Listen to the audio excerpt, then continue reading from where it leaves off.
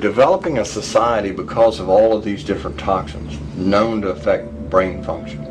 We're seeing a society that not only has a lot more people of lower IQ, but a lot fewer people of higher IQ. In other words, a dumbing down, a chemical dumbing down of society. So everyone's sort of mediocre.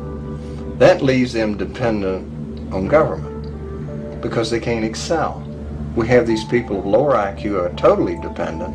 Then we have this mass of people who are going to believe anything they're told because they can't really think clearly.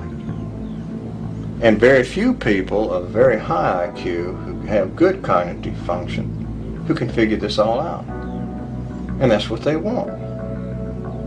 So, you can kind of piece it together as to why they are so insistent in spending so many hundreds of millions of dollars of propaganda money to dumb down society.